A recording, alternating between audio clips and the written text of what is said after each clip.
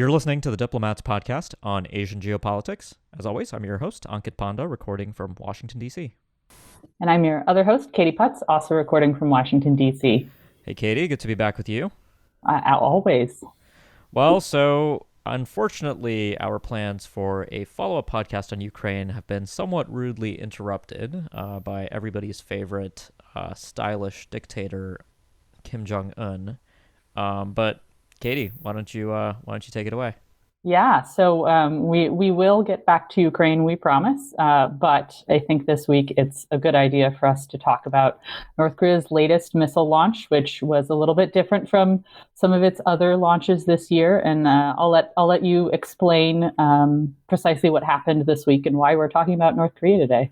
Yeah, sure. So basically, the North Koreans launched a very large missile, an intercontinental range ballistic missile, and this was the first time that they've done this since November 2017, or at least the first time they've done this in the sense of a full range ICBM test. You know, launching a huge missile, letting all the fuel burn out, sending it to huge heights, and then splashing it down in the East Sea/Sea of Japan.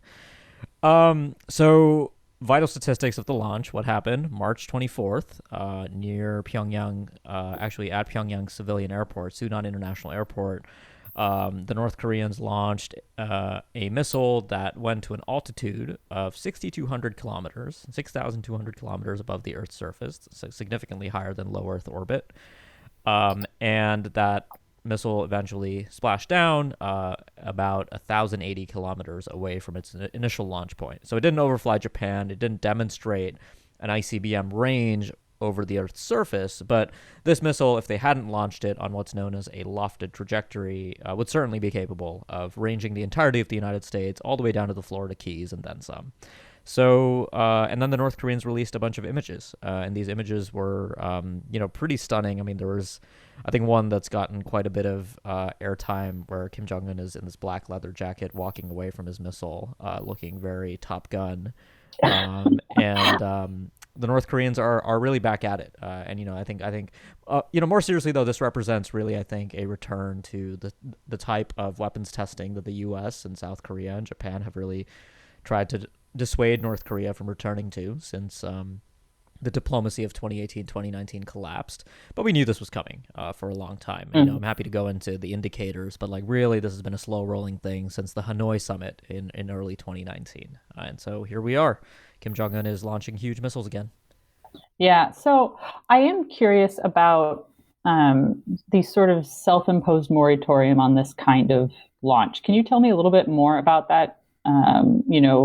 The last time North Korea launched an ICBM test like this was 2017, which you covered quite in depth at The Diplomat. It was some crazy times. But I'm curious, what drove the decision to stop doing that for a period of time, and what do you think has triggered sort of this rollback? Yeah, so no, that's a terrific question because I think it actually lets us get away from, the news cycle and like the specific test because, I'm still analyzing what exactly happened in this test and if, there's a small chance the North Koreans might actually have completely deceived us in terms of what missile was actually tested. It was still an ICBM, but it might not have been the Hwasong 17, which they showed off at a parade in 2020. But anyways, Katie, so let's go back to April 2018. But even before we go that, I think the right place to start is actually November 2017, which was the last time North Korea tested an ICBM. They tested a missile known as the Hwasong 15, which was the largest missile at the time that North Korea had ever tested. And immediately after that test, Kim Jong-un declared his nuclear deterrent complete. And so it was this very kind of notable moment where sort of 30 years of nuclear development in North Korea sort of came to a close in a way, right? I mean, or they didn't actually come to a close because North Korea's been building up its deterrent since then.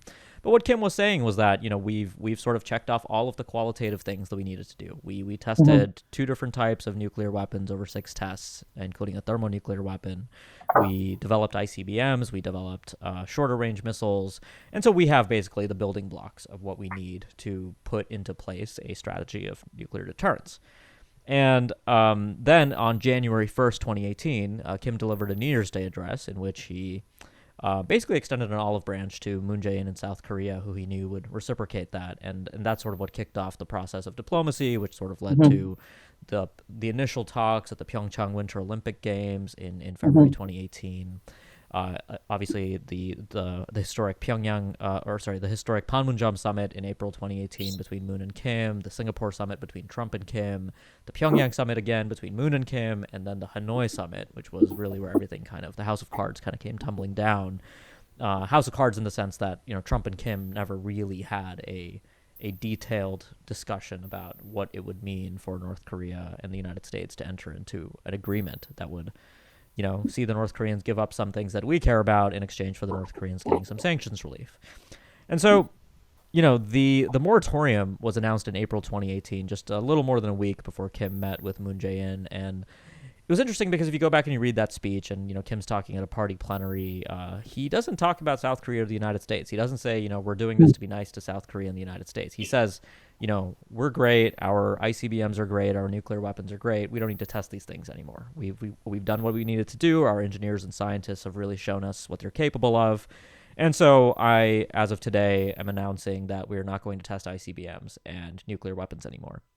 But obviously, that framing was the right framing for Kim talking to the Workers' Party of Korea. But then eventually, you begin to see statements in North Korean state media, statements by North Korean officials saying that the moratorium is actually something they offered the U.S., that they expected sort of compensation for it. So this phrase corresponding measures became very relevant in the diplomacy later, where the North Koreans said, look, we gave you a moratorium, we stopped testing nuclear weapons, and we stopped testing ICBMs, two things you what really did we care get about. for it? Exactly. So what are you going to give us for it? And that's really where things ended, right? The Hanoi summit collapsed, and then immediately after the Hanoi summit, about 2 weeks or so after that, North Korean officials began pointing to the fact that our leader will decide if and when to end the moratorium. And here we are. North Korea has ended the moratorium and is launching ICBMs again. And they're building up their nuclear test site again, so that could happen too. Yeah, this naturally, I think, leads to an interesting question about, technical capabilities versus political signaling and political necessities. I think for a long time we've kind of looked at North Korea like they can't do stuff, but they clearly have demonstrated a lot of this technology, at least in tests. Now, obviously, using these things is different. But I'm kind of curious about your take on this sort of the question about the technical capabilities of the North Korean state when it comes to ICBMs, nuclear weapons, and then what is the political place that kind of puts North Korea either where leaders want to be, this idea that we are also a sovereign country and you should respect us, versus how the United States sort of looks at these developments. Yeah, so I think policy, I think the U.S. intelligence community and military planners are basically taking North Korea's nuclear capabilities seriously, which is good because I think the worst possible thing would be for the United States to pretend like North Korea doesn't have these weapons and, pretend like it's the mid-90s and we might be able to actually conventionally repel North Korea, right? In the 90s, the concern was that North Korea would rain tremendous amounts of artillery on Seoul. And obviously nuclear weapons are orders of magnitude more damaging. So that I think is good news. But you're right. I mean, I think people have underestimated the North Koreans over the years and they've proven that they've able to they have put the resources of a nation state into this thing that they believe is super important, which is developing a nuclear deterrent. And so our economic sanctions, attempts to dissuade them, have really just failed because Kim Jong-un and his father and his grandfather decided that this was something that they needed to do in order to survive. The North Koreans have this sort of understanding of international relations that actually I think, the war in Ukraine has sort of vindicated in many ways for them, which is that the only currency in international affairs is power. That rules and norms and institutions are basically fictions, and the only currency is power. And so, for a small country like North Korea, in a neighborhood that they perceive to be rough, the only the only logical course of action is not to enter alliances, but to build up their own capabilities and to have their own assurances. And so, it's not that the North Koreans do everything perfectly and that they have, this remarkable aptitude for building missiles and nuclear weapons. It's just that they've decided that this is what they care about and they've put efforts into it.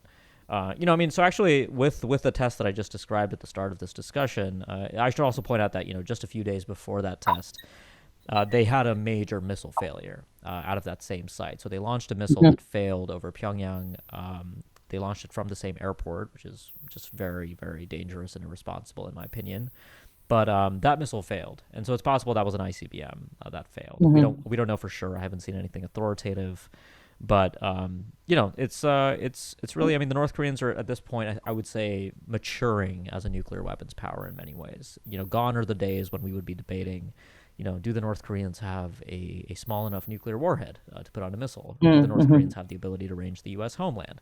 Those questions, I think, have been resolved, and now it's a very different kind of conversation that we're having. When it comes to these ICBMs, I think I'm curious about the costs. So obviously, as you said, the North Korean state has put everything into developing these capabilities, and they have developed those capabilities. What are the costs of these kinds of technologies? And I think costs is a money term, but also a social and economic, more broadly term. So can you talk a little bit about sort of the costs that the North Korean state has undertaken to do this, and what maybe that tells us about kind of the longevity of holding this up? Yeah, I mean, I think the cost question is really tough because I think it's very difficult to put a dollar value on a single weapons test, right? I mean, for instance, you mean you don't have the receipts? Right. No, exactly. Like in the North Korean system, obviously, like pricing labor, for instance, is very difficult, right? I mean, one of the reasons the U.S. has the defense budget that it does is because labor and human resources are very expensive in the U.S., whereas in North Korea, Kim Jong-un doesn't necessarily have to worry about compensation packages for his engineers and scientists, although they are treated very well. And in terms of the material inputs, there's a lot that actually the North Koreans do indigenously. I think one of the pervasive sources of misunderstanding is that everything the North Koreans do is really about things that they're getting from overseas and illicit procurement, and there is some of that, and it's significant. But over the last 30 years, I mean, they've really developed their own chops. Kim Jong-un, I mean, repeatedly emphasizes that science and technology are the way of the future. He promotes youth studying engineering and computer science for cyber espionage and things like that. And so building up these capabilities has really been a priority for them. So let me address then costs in terms of the opportunity cost, because obviously this does take away from North Korea's ability to invest in its economy, invest in conventional weapons, invest in all other range of things that normal governments might seek to do. And so those effects, I think, are unfortunate. I mean, I think we've talked about this before on the podcast, but since 2020, since the COVID-19 pandemic, North Korea has been more closed off than I can recall. I mean, really, I think we have less insight into North Korea than we even did in the late 90s when the famine was happening under Kim Jong-il. And so Kim Jong-un has this very difficult internal environment. He's got a pandemic. He's got a struggling economy. He's facing, he's still dealing with economic sanctions. And also North Korea has basically sanctioned itself better than we could ever hope to, because they've closed themselves off to the world because they're so terrified of the COVID-19 pandemic. But that said, the external environment is just incredibly favorable right now for these kinds of weapons tests. I mean, in 2017, Katie, I mean, the Security Council wasn't the sort of farce that it is today with Russia, basically using it as an opportunistic platform to bully the United States in many ways. And so Russia and China actually, allowed for new sanctions resolutions to go through in 2017. I cannot imagine for the life of me today, Beijing or Moscow, supporting new sanctions on North Korea. I mean, they've been very public that they think that the U.S. should get over it and recognize North Korea's legitimate security interests and give North Korea sanctions relief effectively to improve the situation. And so all of this, I think, creates a situation where the North Koreans are probably going to keep doing what they're doing. And costs ultimately, I think, are just something that really doesn't weigh on, their decision-making here. I mean, they have a lot of missiles. I mean, they've been testing missiles remarkably frequently. So they're manufacturing these things, testing them, and then they have enough left over for their operational needs as well. Yeah, so that sort of, I think leaves us in an interesting new place. Regionally, so South Korea is soon to have a new president. How do you think that is factoring into the situation, or could sort of change the approach, particularly of South Korea? But I think that would also influence some of the U.S. approach eventually. Yeah, I mean, so obviously this is unknowable, but I would have bet, I would bet anything that we would have seen an ICBM test on March 24th, 25th, 26th, depending on the weather. Even if Lee Jae-myung had won the South Korean presidency, I don't think the North Koreans change their military testing calendar according to political developments in South Korea or the United States. It's a small part of their thinking. But you see these headlines that are like, Kim Jong Un tests Joe Biden or tests Yoon Suk Yeol. Yeah, it's not a personal message, right? It's not. Like it doesn't have a like, yeah, Dear Joe on the top of the missile. it's really simple, right? I mean, North Korea is sort of always exoticized as this impossible to understand country, but really, they test missiles because they want to know if their missiles work, because they need missiles that work to do nuclear deterrence. It's just very simple, and there are sort of secondary and tertiary reasons for testing, and maybe some of the time it's about signaling to the U.S. or trying to get the Americans to take things up at the negotiating table. But really, that's never the primary purpose. The primary purpose of testing things, either operationally or developmentally, is to see if they work, and if they work, give your armed forces some operational experience operating these things. So if they have to actually use them in a conflict, they know what they're doing. It's they're just like everybody else in that regard. The North Koreans aren't sort of this alien species that reason about these things in a inscrutable way. But that said, I mean, I think your question is a really good one, because we're about to have a very significant change in the attitude of the administration in Seoul towards engagement with North Korea. The Moon Jae-in administration was very pro-engagement. That had, I think, very important effects in 2017, 2018 in sort of lowering tensions. But Yoon Suk Yeol is, I think, going to be under tremendous pressure to show that he has national security bona fides. He's a conservative president. His background is as a prosecutor. He wasn't very popular in the election. I mean, neither of the candidates were very popular to begin with. But Yoon Suk Yeol also received, one of the criticisms he received was that, as a former prosecutor, he didn't really have the chops to lead South Korea as a president who'd be serious and strong on national security on North Korea. And so he sort of overcorrected for that on the campaign trail by, talking about American tactical nuclear weapons and preemptive strikes on North Korea. I don't necessarily think he's going to govern in that way, because, in democracies, candidates will campaign in poetry and govern in prose. But, there is the real chance that North Korea could undertake some kind of provocation against South Korea that Yoon then chooses to react to in a very difficult or, in a very strong way by sort of retaliating against North Korea. And then before we know it, we find ourselves in a major crisis on the Korean Peninsula. I'm not saying it's going to happen, but I'm saying that it's much more imaginable that a sequence of events like that could play out under a conservative South Korean president versus someone like Moon Jae-in, who I think would be a little bit more restrained. Yeah, I think that's a reasonable way to look at that, especially, I think we sometimes discount the domestic features that influence foreign policy, and that certainly in South Korea, the question of North Korea and what to do about North Korea is an extremely salient political issue, and it will be interesting to see how the incoming president handles that, and what the sort of North Korean response and all of that.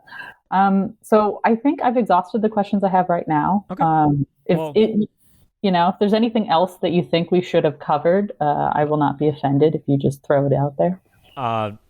Nothing else. I think we've covered the basics. I think the closing thought is that, things are about to get bad with North Korea. I think we're going to see a lot more testing. Kim Jong-un has said he wants to launch multiple satellites.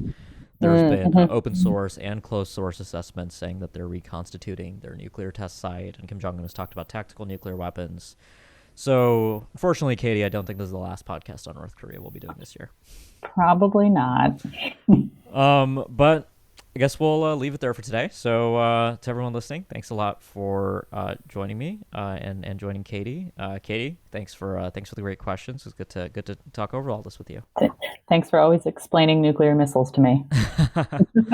So for our listeners, if you like what you heard on the show, make sure you subscribe so you can keep up with future episodes. And if you've been a subscriber for a while but you haven't yet left us a review, please do that. You can leave that on Apple Podcasts, Google Podcasts, TuneIn, Spotify, wherever you get your shows. And that's all for now. And Katie and I will be back with more soon. Thanks a lot.